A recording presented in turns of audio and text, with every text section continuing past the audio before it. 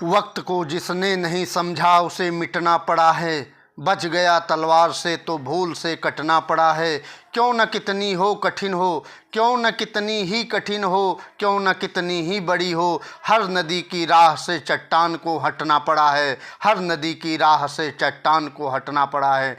नमस्कार मित्रों, मैं मनोज पांडे आपका अपने इस मंगलम मंत्रा चैनल पर हार्दिक स्वागत करता हूं। बच्चों, आप लोग, उम्मीद है हमें कि आप लोग स्वस्थ होंगे, मस्त होंगे और अपनी तैयारियों में व्यस्त होंगे। हम जान रहे हैं आपकी परीक्षाएं, जो वार्षिक परीक्षाएं हैं वो चल रही हैं, और उसमें आपको मैंने बताया भी था कि बीच में जैसे ही परीक्षाएं आपकी स्टार्ट होंगी, परीक्षा पर चर्चा मैं लेकर के आपके बीच में आऊँगा। और आज वह समय आया कि आपके बीच में परीक्षा पर चर्चा के लिए सामाजिक विज्ञान का पेपर किस तरह से आएगा, कौन कौन से प्रश्न होंगे, कौन कौन से पेपर में कौन कौन से प्रश्न छपेंगे, कौन कौन से प्रश्न पेपर में आएंगे वार्षिक परीक्षा में, इसको लेकर के मैं मनोज पांडे अपने इस मंगलम मंत्रा चैनल पर आपके सामने उपस्थित हुआ हूं। बच्चों, आइए उस क्वेश्चन को समय न गंवाते हुए आइए उस प्रश्नों को देखते हैं जो आपको आपके पेपर में, सामाजिक विज्ञान के पेपर में आपके छपेंगे। बच्चों, तो आइए समय न गंवाते हुए तत्काल शुरू करते हैं। बच्चों, ये कक्षा 9 का सामाजिक विज्ञान का पेपर है। बच्चों, ये आज पढ़िए अच्छी तरह से और इसको तैयार कर लीजिए और यही पेपर में आना है। बच्चों, ठीक है, आगे देखते हैं पेपर को। यहाँ से पेपर है बच्चों, वार्षिक परीक्षा है, सामाजिक विज्ञान का कक्षा 9 का सामाजिक विज्ञान है, सोशल साइंस है। समय आपको 3.25 घंटे मिलेगा। लिखने के लिए पूर्णांक होगा 70 नंबर, क्योंकि 30 नंबर विद्यालय देगा। सभी प्रश्न अनिवार्य हैं बच्चों। खंड ऐसे आपको बहुविकल्पी प्रश्न आपको 20 देखने को मिलेंगे और प्रत्येक प्रश्न 1-1 नंबर का होगा, इसको ध्यान रखिएगा। प्रश्न है पहला बच्चों, भारत की स्थलीय सीमा कितनी लंबी है? जी हाँ बच्चों, भारत की स्थलीय सीमा कितनी लंबी है, इसको तैयार कर लीजिए। तो आप जानते हैं भारत की जो स्थलीय सीमा है वह कितनी है? 15,200 किलोमीटर है। 15,200 किलोमीटर है। ये आपका पहले का गा सही हो जाएगा, पहले का गा सही हो जाएगा बच्चों, ठीक है। तो मैं तेज़ी से चलूँगा, आप लोग अगर तेज़ हम चल रहे हैं तो आप वीडियो को पॉज करके या 2 बार इसको देख सकते हैं, और परीक्षा में यही क्वेश्चन आने हैं, अच्छे तरह से इसको पढ़ लीजिए, ठीक है बच्चों। आगे चलते हैं दूसरे प्रश्न पर। दूसरा प्रश्न है बच्चों, क्षेत्रफल के अनुसार भारत का सबसे छोटा राज्य पूछ रहा है। क्षेत्रफल के अनुसार भारत का सबसे छोटा राज्य, आप जानते हैं क्षेत्रफल के अनुसार सबसे बड़ा राज्य कौन सा है? राजस्थान है। क्षेत्रफल के अनुसार सबसे बड़ा राज्य राजस्थान है, लेकिन इस प्रश्न में सबसे छोटा राज्य पूछ रहा है क्षेत्रफल के अनुसार, तो वह गोवा हो जाएगा बच्चों, ठीक है। दूसरे का घा सही है, दूसरे का घा सही हो जाएगा, ठीक है। क्षेत्रफल के अनुसार भारत का सबसे छोटा राज्य गोवा है, ठीक है, और बड़ा राज्य राजस्थान है। तो बड़ा से हमसे नहीं मतलब है, छोटा से मतलब है, यहाँ गोवा लगा देंगे, ठीक है। आपको 1 नंबर मिल जाएगा बच्चों। तीसरा बच्चों, प्रश्न नंबर तीसरा है, 11वां मौलिक कर्तव्य किस वर्ष लिया गया? आप जानते हैं 11वां मौलिक कर्तव्य आपको वर्ष 2002 में 86वें आपका जो संशोधन हुआ उसी से लिया गया। 2002 में संशोधन हुआ, उसमें 2002 में 11वां मौलिक कर्तव्य लिया गया बच्चों। कहाँ से लिया गया? रूस से लिया गया है, ठीक है। मौलिक अधिकार कहाँ से लिया गया? अमेरिका से लिया गया है, ठीक है। इसको अच्छी तरह से आप विस्तृत व्याख्या देख सकते हैं और इसको जान सकते हैं, और पेपर में जो भी क्वेश्चन आता है उसको कर सकते हैं। ये हो गया तीसरे का आपका घा सही है बच्चों, ठीक है, वर्ष 2002 में, ठीक है, 11वां मौलिक कर्तव्य जोड़ा गया। प्रश्न नंबर 4, मानव निर्मित झील है, तो मानव निर्मित झील कौन है बच्चों? चिल्का झील, डल झील, गोविंद सागर या बुलर झील। तो आप जानते हैं इस चारों विकल्प में आपको चुनना है। तो मानव निर्मित झील गोविंद सागर झील है बच्चों। तो चौथे का आपका गा सही है, चौथे का गा सही है बच्चों, ठीक है।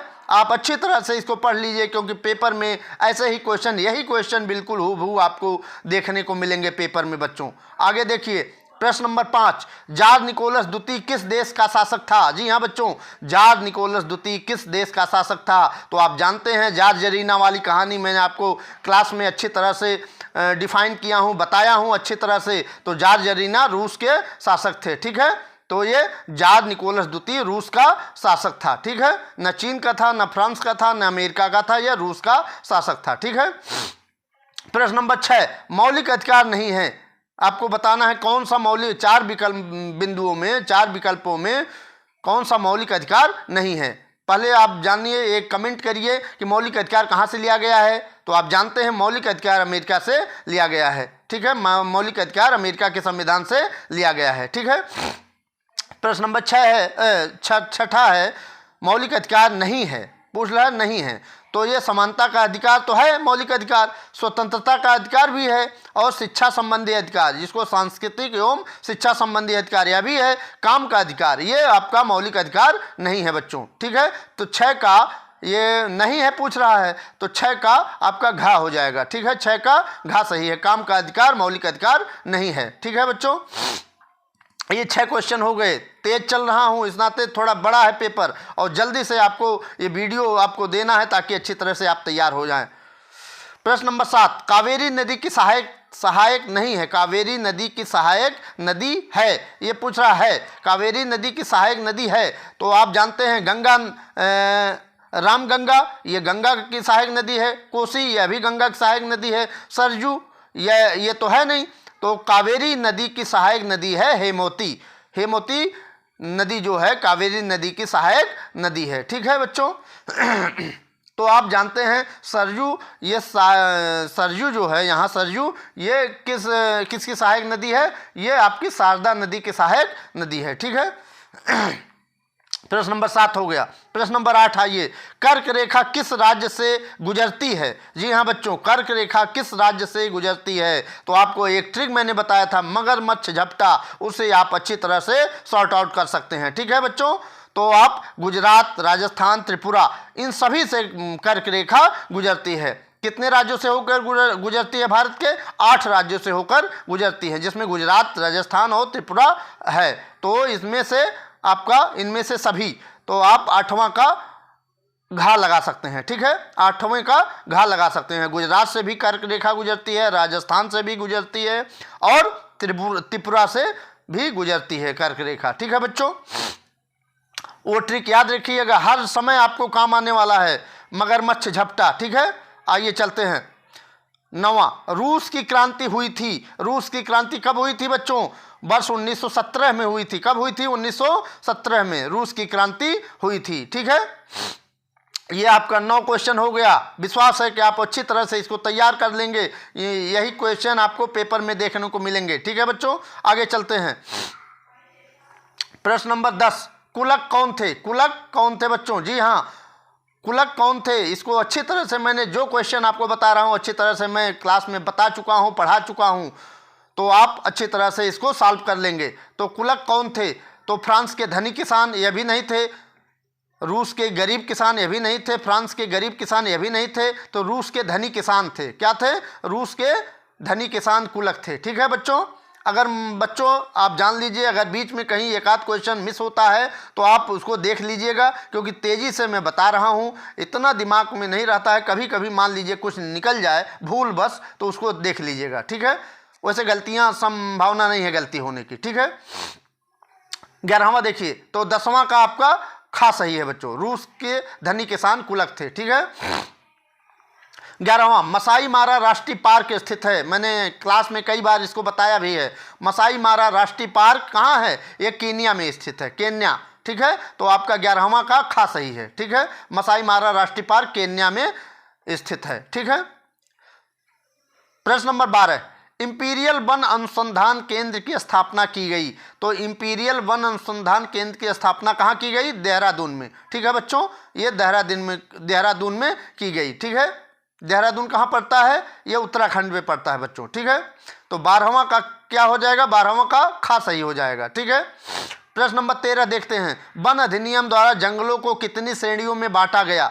वन अधिनियम द्वारा जंगलों को कितनी श्रेणियों में बांटा गया? तो आपको मैंने पढ़ाया है कौन कौन से? आरक्षित, सुरक्षित और ग्रामीण वन। तो वन अधिनियम के द्वारा जंगलों को 3 श्रेणियों में विभाजित किया गया है या बांटा गया है। ठीक है, कौन कौन बच्चों? आरक्षित वन, सुरक्षित वन और ग्रामीण वन। ठीक है, तो आप 13वें का कौन सा लगाएंगे? गा। 13वें का गा सही है। ठीक है, तीन श्रेणियों में बांटा गया है। ठीक है, जंगलों को। फिर 14वां क्वेश्चन आइए बच्चों, मसाई चरवाहा समुदाय पाए जाते हैं। तो मसाई चरवाहा समुदाय कहाँ? अफ्रीका का संविधान हमने पढ़ा है, तो वहाँ कुछ चीज़ें मैंने आपको अच्छी तरह से बताई भी है। चरवाहा समुदाय में मसाई चरवाहा अफ्रीका में, ये अफ्रीका का समुदाय है। ठीक है, तो अफ्रीका में पाया जाता है। ठीक है, मसाई चरवाहा अफ्रीका में पाया जाता है। तो 14वें का खा सही है। ठीक है बच्चों, 14वें का खा। 15वां देखिए, पेरियर नदी किस राज्य से होकर बहती है? पेरियर नदी किस राज्य से होकर बहती है बच्चों? तो आप जानते हैं ये केरल में तो है, पेरियर नदी केरल में है, तो ये तमिलनाडु से होकर बहती है। ठीक है बच्चों, ये तमिलनाडु से होकर बहती है। तो 15वें का सही है। ठीक। 16वां देखिए, प्रश्न नंबर 16, तमिलनाडु के तटों पर अधिकांश वर्षा होती है। तमिलनाडु के तटों पर अधिकांश वर्षा होती है। कब होती है बच्चों? क्या अगस्त सितंबर में होती है? क्या जून जुलाई में होती है? क्या मार्च अप्रैल में होती है? तो आप जानते हैं सामान्यतः भारत में जून जुलाई में वर्षा होती ही है, तो इसमें ये नहीं पूछ रहा है, तमिलनाडु के तटों पर पूछ रहा है, तो यह अक्टूबर नवंबर में होती है। ठीक है बच्चों, तमिलनाडु के तटों पर अधिकांश वर्षा अक्टूबर नवंबर में होती है। तो 16वें का सही है बच्चों। ठीक है, नोट करते रहिए अच्छी तरह से और इसको पढ़ते रहिए, दिमाग में बैठा लीजिए, नहीं तो भूल जाएगा। प्रश्न नंबर 17, पश्चिम बंगाल में तूफानों को कहा जाता है। तो पश्चिम बंगाल में तूफानों को चक्रवाती विक्षोभ कहा जाता है बच्चों। ठीक है, मैंने लिखवाया भी है इसको, पश्चिम बंगाल में तूफानों को चक्रवाती विक्षोभ कहा जाता है। ठीक है। 18वां देखिए, 17वें का आपका गा सही है। 18वां, जिम कॉर्बेट राष्ट्रीय उद्यान स्थित है। जिम कॉर्बेट राष्ट्रीय उद्यान कहाँ स्थित है? यह उत्तराखंड में स्थित है। ठीक है, जिम कॉर्बेट राष्ट्रीय उद्यान उत्तराखंड में स्थित है। तो 18वें का गा सही है। ठीक है बच्चों, प्रश्न नंबर 18 का गा सही है। ठीक। 19वां देखिए, केरल का लिंगानुपात क्या है? केरल का लिंगानुपात क्या है बच्चों? तो आप जानते हैं स्त्री पुरुष के संख्या अनुपात को लिंगानुपात कहते हैं। स्त्री पुरुष के संख्या अनुपात को क्या कहते हैं? लिंगानुपात कहते हैं। जहां पर 1000 पुरुषों पर 1058 महिला हैं। ठीक है बच्चों, तो कहां पर हैं ये? प्रश्न नंबर 19 में आ जाइए।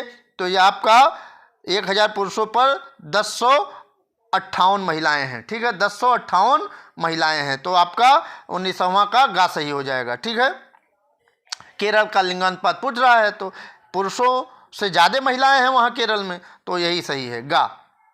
20वां देखिए, किसी दस्तावेज का खास हिस्सा कहलाता है। किसी दस्तावेज का खास हिस्सा क्या कहलाता है बच्चों? यह अनुच्छेद कहलाता है। ठीक है, किसी दस्तावेज का खास हिस्सा अनुच्छेद कहलाता है। इसको नोट कर लीजिएगा। तो 20वें का खा सही है बच्चों। तो आप अच्छी तरह से अगर इसको देखे हैं, पढ़े हैं, एक बार और देख लीजिए, ताकि 20 क्वेश्चन आपके जो ऑब्जेक्टिव क्वेश्चन हैं, बहुविकल्पी क्वेश्चन हैं, वो कंप्लीट हो जाएं। नहीं तो एक एक नंबर बहुत महत्वपूर्ण होता है बच्चों। ठीक है, तो इसको मैंने 20 प्रश्न आपको अच्छी तरह से बता दिए भाई, एक्सप्लेन करते हुए। ठीक है, इसको आप नोट कर लिए, अगर अच्छी तरह से पढ़े हैं तो 20 नंबर आपके पक्के हो जाएंगे। चलिए हम फिर चलते हैं अति लघुत्तरी प्रश्न में बच्चों। यहाँ से अति लघुत्तरी प्रश्न है, 3 प्रश्न अति लघुत्तरी के होंगे, प्रत्येक प्रश्न 2 नंबर का होगा। ठीक है, तो 2 3 6 नंबर का ये तीनों क्वेश्चन होंगे बच्चों। ठीक है, आइए बच्चों, आइए प्रश्न नंबर दूसरे का अति लघुत्तरी प्रश्न में प्रश्न नंबर दूसरे का देखते हैं। फ्रांस की क्रांति कब हुई थी? तो फ्रांस की क्रांति कब हुई थी? 1789 ईस्वी में हुई थी। ठीक है, फ्रांस की क्रांति 1789 ईस्वी में हुई थी। इसको आप अच्छी तरह से देख लीजिएगा प्रश्न को। फिर चलिए बच्चों, फिर आगे चलिए। आइए बच्चों, देखते हैं संसद किसे कहते हैं। पूछ रहा है संसद किसे कहते हैं। आइए देखते हैं संसद किसे कहते हैं। तो आप जानते हैं सभी लोकतंत्री राज्यों में जनता द्वारा निर्वाचित प्रतिनिधियों की एक संस्था होती है जो कानूनों का निर्माण करती है बच्चों। भारत, इंग्लैंड तथा फ्रांस आदि राज्यों में इसे संसद नाम दिया गया है। संयुक्त राज्य अमेरिका में इस संस्था को कांग्रेस नाम दिया गया है। लोकसभा के सदस्यों का साधारण कार्यकाल 5 वर्ष है, परंतु राष्ट्रपति को यह अधिकार है कि वह इसे इसके 5 वर्ष पूर्व 5 वर्ष पूरे होने से पहले भी भंग कर सकता है। ठीक है, इसको आप संसद के रूप में देख सकते हैं और लिख सकते हैं। ठीक है, फिर प्रश्न नंबर दूसरा का ग देखिए बच्चों, गंगा नदी के सहायक नदियों के नाम लिखिए। गंगा नदी की सहायक नदियों के नाम लिखिए, ये पूछ रहा है। तो आप लिखेंगे गंगा नदी की सहायक नदियों के नाम निम्नलिखित हैं। तो नंबर 1 लिखेंगे सोन नदी, गोमती नदी, गंडक नदी, कोसी, यमुना, रामगंगा, महानंदा, दामोदर, घाघरा, ये सब गंगा की सहायक नदियां हैं। ठीक है बच्चों, अच्छी तरह से आप इसको लिख सकते हैं। ठीक है, आइए बच्चों, तो आपका पश्चिमी विक्षोभ से आप क्या समझते हैं। प्रश्न नंबर फिर आपका आ गया प्रश्न नंबर 3 लघु उत्तरीय प्रश्न। कोई 2 प्रश्नों के उत्तर दीजिए। ठीक है, प्रत्येक प्रश्न आपका 3 नंबर का है। ठीक है, तो 2 ही करना है, लघु उत्तरीय प्रश्न है। प्रश्न नंबर 3 है पश्चिमी विक्षोभ से आप क्या समझते हैं। पश्चिमी विक्षोभ से आप क्या समझते हैं, तो आप उत्तर लिखेंगे भारत, पाकिस्तान, अफगानिस्तान एवं नेपाल में भूमध्य रेखा से उत्पन्न होने वाले अतिरिक्त उष्णकटिबंधीय तूफानों को पश्चिमी विक्षोभ कहा जाता है, जो सर्दियों के दौरान भारतीय उपमहाद्वीप के उत्तर पश्चिमी भागों में अचानक वर्षा एवं हिमपात का कारण बनते हैं। इसको आप देख लीजिएगा बच्चों। ठीक है, यही पश्चिमी विक्षोभ कहलाता है। ठीक है, तो आप प्रश्न नंबर 3 का पश्चिमी विक्षोभ इस तरह से आप लिख सकते हैं। फिर आपका है बच्चों फिर आपका है प्रश्न नंबर 3 का खा, राष्ट्रीय जनसंख्या नीति की 2 विशेषताएं लिखिए। ठीक है, राष्ट्रीय जनसंख्या नीति की 2 विशेषताएं लिखना है। ठीक है, तो आप जानते हैं कि राष्ट्रीय जनसंख्या नीति वर्ष 2004 में घोषित की गई। इसकी प्रमुख विशेषताएं निम्न हैं, आप लिख सकते हैं। नंबर 1, किशोर किशोरियों को असुरक्षित यौन संबंधों के कुप्रभावों के बारे में जागरूक करना, पहला। नंबर 2, गर्भ निरोधक सेवाओं को पहुंच और खरीद के दायरे के भीतर रखना। ठीक है, नंबर 3, बाल विवाह को रोकने के कानून को और अधिक कारगर बनाना। नंबर 4, शिक्षा और स्वास्थ्य का प्रचार एवं प्रसार करना, शिक्षा का प्रचार और प्रसार करना। ठीक है, तो ये आप 4 में 2 आपको लिखना है, लिख सकते हैं। ठीक है, यह हो गया आपका। आइए बच्चों, फिर प्रश्न पूछ रहा है कि तीसरे का गा, ये आपका खा हो गया जनसंख्या नीति। तो गा पूछ रहा है भारतीय संविधान की प्रस्तावना में शामिल समाजवाद शब्द का अर्थ स्पष्ट कीजिए। भारतीय संविधान की प्रस्तावना में शामिल समाजवाद शब्द का अर्थ स्पष्ट कीजिए, ये पूछ रहा है बच्चों। तो आप इसको लिखेंगे समाजवाद का अर्थ है भारत में शासन व्यवस्था इस प्रकार चलाई जाए जिससे सभी वर्गों को, विशेष रूप से पिछड़े वर्गों को अपने विकास के लिए उचित वातावरण तथा परिस्थितियां मिले, आर्थिक असमानता कम हो और देश के विकास का फल थोड़े से लोगों के हाथों में न होकर समाज के सभी लोगों को मिले। इसका उद्देश्य सभी प्रकार के सामाजिक, आर्थिक तथा राजनीतिक शोषण से छुटकारा है। ठीक है, समाजवादी शब्द संविधान की प्रस्तावना में वर्ष 1976 में 42वें संविधान संशोधन द्वारा जोड़ा गया था समाजवाद शब्द। ठीक है, तो ये आप इस तरह से लिख सकते हैं। ठीक है बच्चों, ये आपका प्रश्न नंबर, आपका लघु उत्तरीय प्रश्न नंबर 3 का गा था। ठीक है, अब आ जाइए दीर्घ उत्तरीय प्रश्न। इसमें भी कोई 2 प्रश्न करने हैं, ये 5 नंबर के क्वेश्चन होंगे, प्रत्येक प्रश्न 5 नंबर का होगा, 2 ही करना है। ठीक है, प्रश्न नंबर 4, वनों से मानव को क्या लाभ होते हैं। तो जानते ही हैं वनों से मानव को अनेक लाभ होते हैं, लकड़ियाँ मिलती हैं और उसके बाद आपको औषधियाँ मिलती हैं। तो इस तरह से आप लिख सकते हैं, मैंने लिखाया है, उसको देख लीजिए। फिर खा देखिए बोल सेविक और मेन सेविक दल के बीच अंतर स्पष्ट कीजिए, इसको भी मैंने लिखवाया अच्छी तरह से। बोल सेविक और मेन सेविक दल के बीच अंतर मैंने आपको लिखवा दिया है। ठीक है, फिर आपका चौथे का गा देख लीजिए, इसको भी आप उसको देख लीजिएगा। फिर प्रश्न नंबर 4 का गा, राष्ट्रपति का चुनाव कैसे होता है। राष्ट्रपति का चुनाव कैसे होता है। ठीक है बच्चों, तो राष्ट्रपति का चुनाव आप जानते हैं कि संसद के दोनों सदनों के सदस्य, निर्वाचित सदस्य और और कौन, और राज्य विधानसभाओं के सदस्य करते हैं। ठीक है, तो इस तरह से कैसे लिखेंगे, राष्ट्रपति का चुनाव कैसे होता है। तो राष्ट्रपति का चुनाव जनता द्वारा प्रत्यक्ष रूप से नहीं किया जाता है। ठीक है बच्चों, संसद के सभी सदस्य अर्थात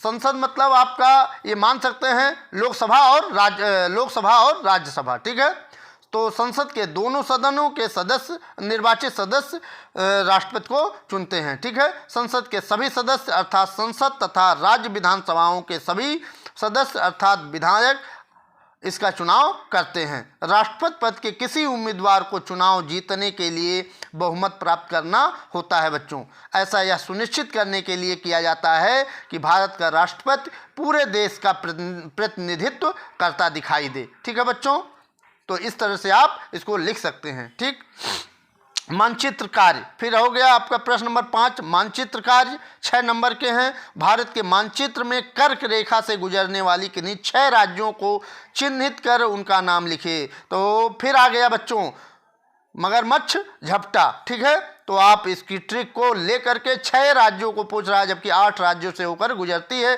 तो 6 राज्यों को दर्शाने के लिए लिखने के लिए और दर्शाने के लिए कह रहा है। ठीक है, मानचित्र में, भारत के मानचित्र में, तो इसको आप लिख लीजिएगा अच्छी तरह से, आपको 6 नंबर पक्के हो जाएंगे। ठीक है, फिर आ जाएगा खंड ब में प्रश्न नंबर 6, अतलघुत्तरी प्रश्न। अतलघुत्तरी प्रश्न इसको देख लेते। आइए बच्चों, खंड बा प्रश्न नंबर 6, अतलघुत्तरी प्रश्न। अतलघुत्तरी प्रश्न इसको देखते हैं, यह भी आपका 2-2 नंबर के हैं। ठीक है बच्चों, अपवाह, अपवाह किसे कहते हैं, अपवाह किसे कहते हैं बच्चों। ठीक है, आइए, अपवाह किसे कहते हैं, तो आप लिख सकते हैं किसी क्षेत्र के संपूर्ण नदी तंत्र को उस क्षेत्र का अपवाह तंत्र कहते हैं। ठीक है बच्चों, किसी क्षेत्र के संपूर्ण नदी तंत्र को उस क्षेत्र का अपवाह तंत्र कहते हैं। या जिस तरह से आप लिख पाएँ, जिस तरह से समझे हो, जब मैंने पढ़ाया था अपवाह, तो उसको आप अच्छी तरह से जानते हैं। किसी तरह से भी आप लिख सकते हैं, चाहे जिस तरह से मैंने बताया उस तरह से लिख सकते हैं, या मैंने थोड़ा शार्ट करके बताया था क्लास में, उसको उस तरह से भी लिख सकते हैं। प्रश्न नंबर 6 का घा देखिए, 6 का खा, विश्व का सबसे बड़ा डेल्टा कौन सा है, विश्व का सबसे बड़ा डेल्टा कौन सा है बच्चों। तो आप जानते हैं विश्व का सबसे बड़ा डेल्टा सुंदरबन डेल्टा है, जो पश्चिम बंगाल में है, पश्चिम बंगाल में है।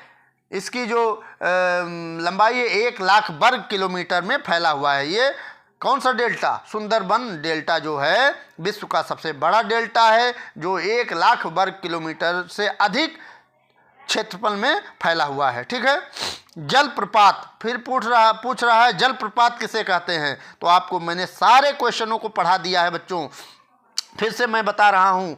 जलप्रपात किसे कहते हैं, तो लिखेंगे आप, जब नदी बहुत तीव्र ढाल से नीचे गिरती है तो ऊपर से जल के नीचे गिरने की इस क्रिया को जलप्रपात कहते हैं। जी हाँ बच्चों, ऊपर से जल के नीचे गिरने की क्रिया को जलप्रपात कहते हैं बच्चों। ठीक है, तो ये आपका रहा अतलघुत्तरी प्रश्न। फिर आ जाइए लघु उत्तरी प्रश्न। प्रत्येक क्वेश्चन 3 नंबर के होंगे, 2 ही करना है। ठीक है बच्चों, आइए देखते हैं। महान हिमालय पर पाए जाने वाले 2 दर्रों पर टिप्पणी लिखिए। कितना, 2 दर्रे खाली पूछ रहा है। ठीक है,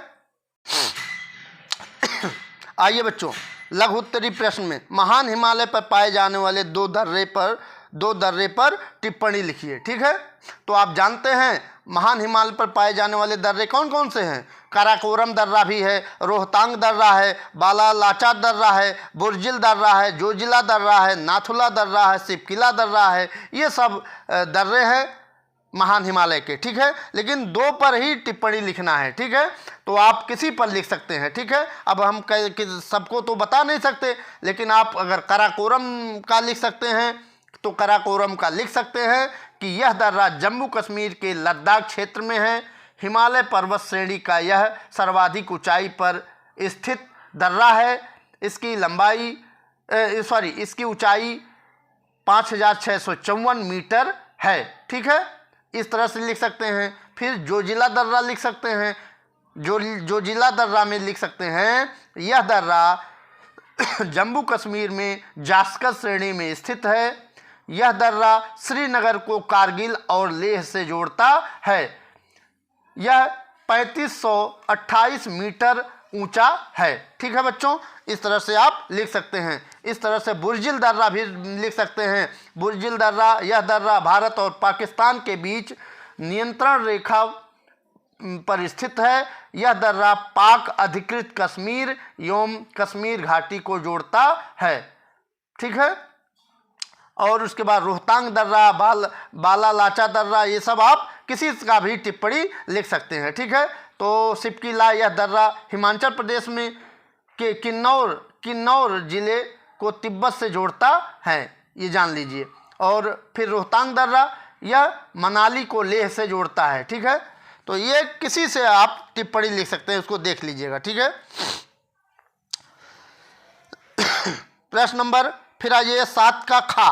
हिमालय के 5 शिखरों के नाम लिखिए। देश तथा ऊंचाई भी दर्शाना है, तो मैंने आपको अच्छे तरह से लिखवा भी दिया है, तो उसको देख लीजिएगा। ठीक है, हिमालय के 5 शिखरों के नाम अगर जानना है तो ये जान लीजिए कि हिमालय के 5 शिखर कौन कौन से हैं। माउंट एवरेस्ट है, सागर माथा है, धौलागिरी है, कंचनजंगा है, अन्नपूर्णा है। तो ये सब हिमालय के 5 शिखर हैं। ठीक है, पर्वत शिखर हैं, इसको आप नोट कर लीजिएगा। ठीक है, लिखवाए भी हैं, उसको देख लीजिएगा। ठीक है, आगे देखते हैं, आगे चलते हैं बच्चों। ठीक है, दीर्घ उत्तरी प्रश्न फिर आ गया, 6 नंबर के हैं। एक ही क्वेश्चन करना है 6 नंबर का। ठीक है, कितना क्वेश्चन करना है? एक ही क्वेश्चन करना है। ठीक है, सॉरी बच्चों, आइए देखते हैं दीर्घ उत्तरी प्रश्न। दीर्घ उत्तरी प्रश्न, प्रत्येक प्रश्न एक ही प्रश्न आपको करना है, 6 नंबर मिल जाएंगे बच्चों। ठीक है, प्रश्न 8 का है, तटीय मैदानों का संक्षेप में उल्लेख कीजिए। तटीय मैदानों का संक्षेप में उल्लेख करना है बच्चों। ठीक है, तो आपको मैंने लिखवाया है बच्चों, तटीय मैदान भारत के पूर्व में बंगाल की खाड़ी तथा पश्चिम में अरब सागर के किनारों पर तटीय मैदान एक पट्टी के आकार में फैले हुए हैं। बंगाल की खाड़ी के किनारे मैदान चौड़ा और समतल है बच्चों। कैसा है मैदान? कैसा है? बंगाल की खाड़ी के किनारे मैदान चौड़ा और समतल है बच्चों। ठीक है, उत्तरी मैदान में इसे उत्तरी सिरकार कहा जाता है, जबकि दक्षिणी भाग को कोरोमंडल तट कहा जाता है। ठीक है, बड़ी नदियां इसमें हैं, जैसे महानदी, गोदावरी, कृष्णा और कावेरी इस तट पर एक बड़ा डेल्टा बनाती हैं। चिल्का झील भारत की सबसे बड़ी नमकीन खारे पानी की झील है, जो उड़ीसा में स्थित है। पूर्वी तट की एक महत्वपूर्ण विशेषता है, भारत के इन तटीय भागों को 3 भागों में बांटा गया है बच्चों। महाराष्ट्र, गोवा और कर्नाटक के दक्षिण भाग में कीकट तट का विस्तार है। नंबर 2, कर्नाटक में कन्नड़ तट का विस्तार है। कर्नाटक में कन्नड़ तट का विस्तार है। ठीक है, केरल में भी मालाबार तट का विस्तार है। ठीक है, तो इस तरह से आप इसको तटीय मैदानों का संक्षेप में उल्लेख कर सकते हैं। ठीक है बच्चों, बहुत ज़्यादा विस्तृत तो नहीं बताया जा सकता, इसको मैं बता दे रहा हूं ताकि सुन करके लिख लीजिए और लिख करके आप पेपर में लिख लीजिएगा। प्रश्न नंबर 9, मानचित्रकार। यहाँ देखिए 4 नंबर का यह भी है। विश्व के रेखा मानचित्र पर, अब यह विश्व मानचित्र पर आपको दर्शाना है और लिखना है। विश्व के रेखा मानचित्र पर विश्व युद्ध के 4 मित्र शक्तियों को चिन्हित कर नाम लिखिए। 4 मित्र शक्तियों को चिन्हित कर नाम लिखिए। तो 4 मित्र शक्तियाँ कौन कौन थी? तो इंग्लैंड भी था, फ्रांस भी था, रूस था, इटली था, अमेरिका था, जापान था। ये महाशक्तियाँ थी विश्व युद्ध के समय में। तो आपको 4 ही का नाम लिखना है और दर्शाना है। तो इसको आप जो मानचित्र पाएंगे उसमें भर लीजिएगा और नाम भी लिख दीजिएगा। ठीक है बच्चों को उपहार ना दिया जाए तो वह कुछ ही समय रोएगा, मगर संस्कार ना दिया जाए तो वह जीवन भर रोएगा। इसलिए प्रत्येक बच्चों में संस्कार होना आवश्यक होता है। बच्चों, अपने गुरु के प्रति, अपने माता पिता के प्रति, अपने ईश्वर के प्रति श्रद्धा, सम्मान और संस्कार होना चाहिए। संस्कारवान होइए, अच्छे बनिए और आगे बढ़ते रहिए। इन्हीं आशीर्वाद के साथ, इन्हीं आशीर्वचनों के साथ मैं ये जो चर्चा का विषय है, परीक्षा पर चर्चा है, इसको मैं विराम की स्थिति में ले चलता हूँ और अगली वीडियो में आपके सामने उपस्थित हो जाऊंगा। आप लोग ये जानिए कि कहीं भी हमारा जहाँ भी आपको मार्गदर्शन ज़रूरी होगा वो मैं इसी मंगलम मंत्रा चैनल पर देते रहेंगे और कोई भी कमी आपको हमारी महसूस नहीं होगी बच्चों। ठीक है बच्चों, और शेष मान लीजिए कहीं मुलाकात होती है तो सारी चीज़ें बातचीत होती रहेगी। तब तक के लिए बहुत बहुत धन्यवाद। आपका दिन शुभ हो, आपका पेपर बहुत अच्छा हो, पेपर की अग्रिम शुभकामनाएं, बधाई। आप लोग कक्षा 9 पास हो करके कक्षा 10 में जाएं और इंग्लिश मैंने पढ़ाया है अच्छी तरह से यूट्यूब पर, उसको देखें और बार बार मैं इंग्लिश भी पढ़ाता हूं तो उसको देखते रहिएगा बच्चों। ठीक है, कक्षा 10 की इंग्लिश जो प्रोज पोएट्री सप्लीमेंट्री है और ग्रामर पोर्शन है उसको भी मैं पढ़ा करके अपलोड करूँगा और पढ़ाया भी हूँ। ठीक है, बहुत बहुत धन्यवाद, नमस्कार।